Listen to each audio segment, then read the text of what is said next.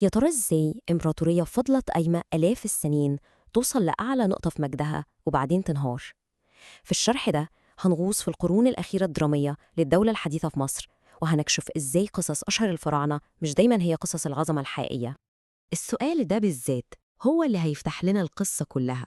قصة إمبراطورية وصلت لقمة القوة، لكنها كانت شايلة جواها بذور فنائها.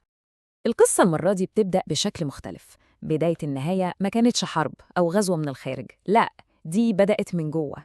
أزمة إيمان أشعلها فرعون واحد وهزت كيان مصر بالكامل. نتكلم عن إخناتون، أو زي ما كان معروف في الأول أمنحتب الرابع.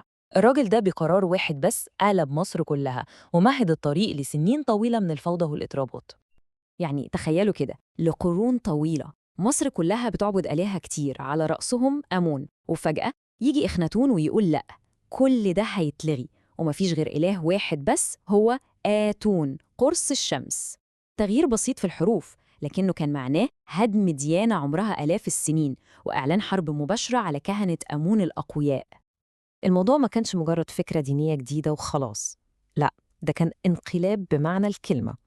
إخناتون قفل معابد ومحى أسماء الآلهة القديمة، وحتى ساب العاصمة التاريخية طيبة عشان يبني مدينة جديدة خالص في الصحراء لإلهه الجديد. باختصار، هو حاول يعيد تشكيل مصر كلها على مزاجه.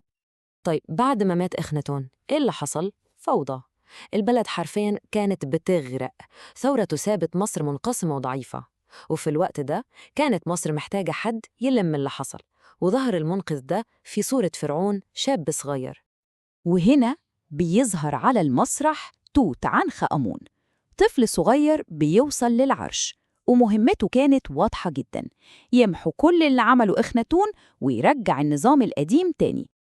كل حاجة عملها كانت عكس اللي عمله إخناتون تماماً. رجع العاصمة لطيبة ورجع مكانة الإله آمون، لدرجة إنه غير اسمه شخصياً عشان يثبت ولاءه للآلهة القديمة. يعني من الآخر هو كان حاكم مهم عشان يرجع الاستقرار، بس إنجازاته ما كانتش من النوع اللي بيصنع أساطير، أو ده اللي كان مفروض يحصل.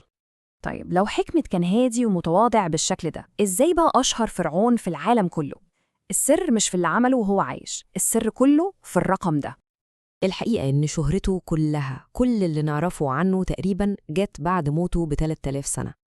شهرة توت عنخ آمون ما جاتش من حروبه أو إنجازاته، لكن من الكنوز اللي اتسابت سليمة في مقبرته. المقبرة دي اللي فضلت مستخبية آلاف السنين ورت للعالم كله عظمة الفن المصري القديم.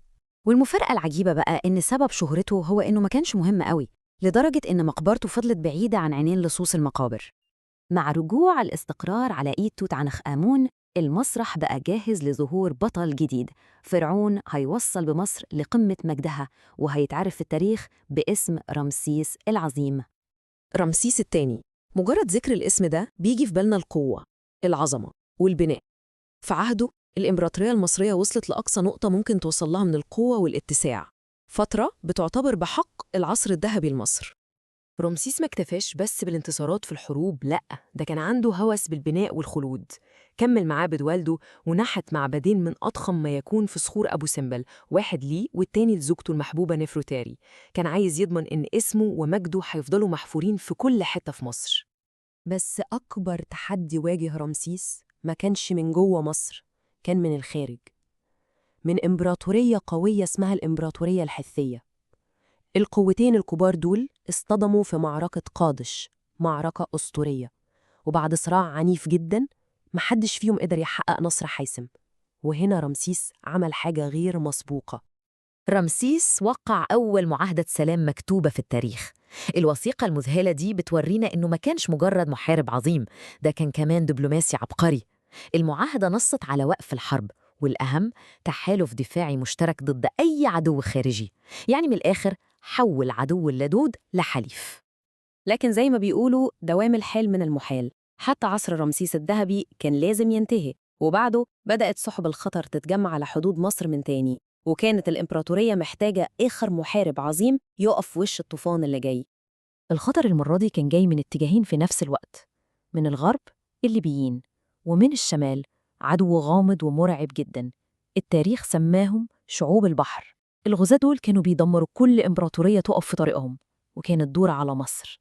وهنا بيجي دور رمسيس الثالث، مؤسس الأسرة العشرين. رمسيس الثالث بيعتبروا المؤرخين آخر فرعون عظيم بجد في الدولة الحديثة. ليه؟ لأنه نجح في اللي فشل فيه غيره. قدر بإرادة من حديد إنه يصد غزو شعوب البحر في معارك بحرية وبرية حاسمة، وهزم الليبيين كمان وحافظ على الإمبراطورية متماسكة. بس انتصاراته كانت غالية هوي.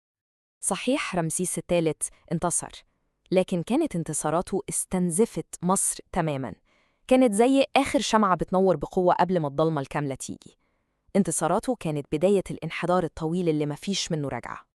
الانهيار ما حصلش فجأة، لا، ده كان زي مرض بطيء بينهش في جسم الإمبراطورية. بعد رمسيس الثالث جت سلسلة حكام ضعاف، ومع ضعف العرش قوة كهنة آمون زادت لغاية ما بقوا الدولة جوه الدولة. كل ده والبلد بتواجه غزوات مستمرة من بره لغاية ما جت الضربة القاضية. المرحلة الأخيرة دي معروفة باسم العصر المتأخر، وهي باختصار فترة تفكك وضعف. الإمبراطورية اللي كانت في يوم من الأيام بتحكم العالم اتحولت لمجرد جايزة الكل بيتخانق عليها، لغاية ما تيجي سنة 332 قبل الميلاد ويظهر على الساحة الإسكندر الأكبر. وصوله ما كانش مجرد غزو جديد، ده كان نهاية القصة كلها، نهاية 3000 سنة من حكم الفراعنة. وهنا نرجع للسؤال الأول، الإمبراطورية العظيمة دي وقعت إزاي؟ هل بسبب عدو من بره ولا بسبب ضعف وفساد من جوه؟